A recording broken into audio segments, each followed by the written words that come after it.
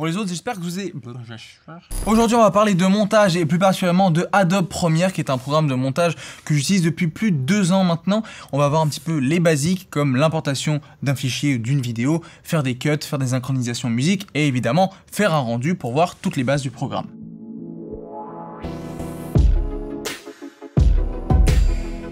Vous connaissez certainement d'autres programmes de montage comme Final Cut ou Sony Vegas, qui sont des programmes un petit peu différents. Moi, je préfère utiliser Premiere tout simplement parce que vous avez des facilités avec toute la série Adobe. Moi, j'utilise beaucoup After Effects en parallèle. Mais aujourd'hui, on va vraiment voir Premiere et je vais vous expliquer directement sur le programme comment ça se passe. Ici, on a la fenêtre où vous allez avoir vos fichiers. Donc, on va directement faire ça. On va importer les fichiers. Donc, vous allez dans Fichier, vous allez dans Importer et là, j'ai préparé déjà 3 fichiers vidéo sur mon bureau. Donc là, je vais prendre les 3 plans, je fais importer et ça va importer classiquement les 3 plans. Donc là, on va se retrouver du coup avec les 3 plans qui sont là. Donc comme vous pouvez voir, si vous faites un droite-gauche avec la souris, ça vous donne un aperçu. Ici, c'est ce qu'on appelle la fenêtre de prévisualisation et ici, c'est ce qu'on appelle le séquencier ou tout simplement la timeline. Et vous allez voir que quand je vais prendre un plan, alors imaginons que je prenne, on va dire ce plan là, je le prends, je le drag and drop, donc je le scroll, je l'emmène vers le bas, je le lâche et ça va tout simplement me créer ma timeline en bas et ma fenêtre de prévisualisation de mon plan. Donc là, j'appuie sur C et ça va me donner cet outil de coupure. Donc là, quand j'appuie ici, ça va me faire une coupure ici, ça va m'en faire une ici, ça va m'en faire une là. Donc imaginons que par exemple, le premier plan vous intéresse pas, vous sélectionnez, vous faites supprimer ou delete, ça va vous l'enlever. Si vous sélectionnez un, ça va faire ça. Si vous sélectionnez l'autre, ça fait ça. Si vous voulez les deux en même temps, le mieux c'est de dessiner un carré comme ça pour pouvoir sélectionner plusieurs plans et je vais les remettre tout simplement à 0. Comme vous pouvez voir, vous avez un plan ici qui est dans la V1, donc pour vidéo 1, et ici un autre plan qui est tout simplement l'audio dans la A1. Imaginons que vous vouliez enlever l'audio, c'est assez simple, vous faites un clic droit sur le plan, vous montez et vous faites rompre le lien. Donc ça va rompre le lien entre l'audio et la vidéo et vous avez tout simplement à sélectionner votre plan, appuyer sur Delete et l'enlever. Moi je le fais énormément dans les montages que je fais parce que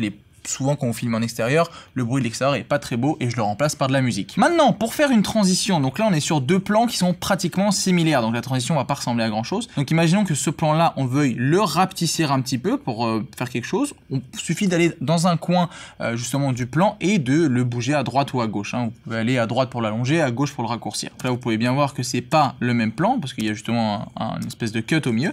Donc on va essayer de rendre ça un petit peu plus fluide. Donc on va aller dans Transition vidéo qui est ici et on va faire le classique fondu, ce qu'on appelle enchaîné. Donc là je prends le fondu enchaîné, je le mets entre les deux, donc je drag and drop, je le mets entre les deux, je le lâche et là vous allez voir que du coup ça va me faire une transition un petit peu plus fluide. Alors c'est absolument horrible parce que c'est le même plan. Et ici ce que je vais pouvoir faire, donc j'ai allongé un petit peu le plan pour vous montrer la fin, c'est de prendre par exemple un fondu au noir, ça c'est beaucoup utilisé pour terminer les vidéos. Donc là je le mets à la fin de la vidéo, je fais play et ça va faire une descente en noir pour pouvoir faire une transition et une fin de vidéo. Maintenant, si vous voulez ajouter de la musique, alors il suffit de l'importer exactement comme les plans vidéo. Donc vous allez dans Fichier, Importer. Je vais la prendre, la drag and drop ici. Alors là, il y a un truc qui est très important et très intéressant à faire, surtout quand vous faites de la synchronisation audio, c'est de prendre votre petite piste ici. Vous avez vu, ça vous fait une espèce de symbole avec 2 flèches et 2 barres et vous le tirez vers le bas et ça va vous permettre d'étendre justement la séquence audio pour bien voir ce qu'on appelle les pics audio. Vous pouvez soit le raccourcir comme ça parce qu'au début il n'y a pas d'audio donc ça sert pas à grand chose,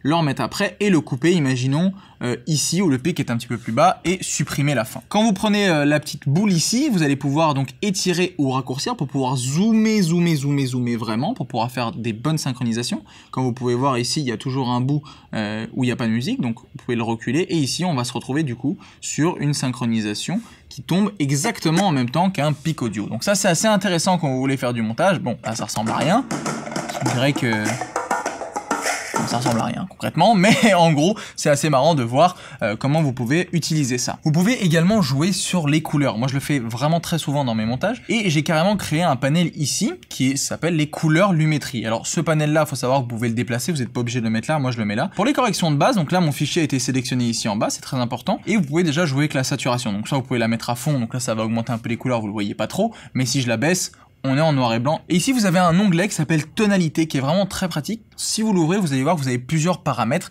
L'exposition, contraste, les tons clairs, les tons foncés, les blancs et les noirs. Alors, vous pouvez pas mal jouer avec ça, surtout pour le côté lumière, donc vous pouvez en rajouter ou en diminuer, tout dépend un peu de ce que vous voulez faire. Pareil avec le contraste, vous pouvez faire pareil. Donc voilà, vous avez pas mal de paramètres qui vous permettent d'un petit peu tout modifier. Pour faire le rendu de votre vidéo, vous allez dans Fichier et vous descendez ici dans Exportation et dans Médias. Ici, ça va vous ouvrir une nouvelle fenêtre qui est la plus importante de toutes. Et vous allez avoir le format H264. C'est un format très classique pour tout ce qui est vidéo YouTube et vidéo internet globalement. En dessous, vous allez avoir correspondance à la source. Ça veut dire en fait que ça prend les paramètres des plans que j'ai importés pour le montage et que ça va réappliquer tout simplement ça. J'aime pas faire ça, je préfère les personnaliser. Ici, vous avez le nom de la sortie, donc c'est où est-ce que vous allez enregistrer votre plan. Et ici, on va du coup personnaliser nous-mêmes. Donc là, il faut tout simplement décocher ici parce que souvent quand vous êtes en correspondance à la source, tout est coché et vous pouvez pas les modifier. Du coup, on décoche tout ici. Vu que j'ai filmé en 4K, c'est du 3840 par 2160. Alors le format classique, c'est ce qu'on appelle du 1080p.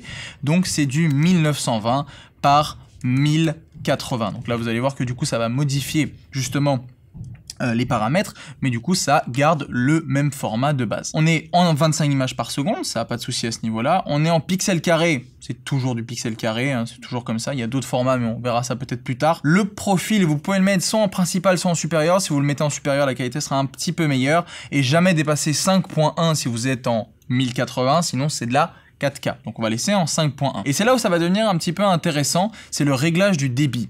Alors, il faut savoir que plus vous mettez votre débit haut, plus la taille de la vidéo sera grande, mais plus la qualité sera bonne. Donc là, comme vous pouvez voir, sur un fichier de 4 secondes, le fichier fait 5 mégas, donc c'est très léger. Mais si par exemple, ce que je mets moi la plupart du temps, je mets 25 de base et 100 au maximum.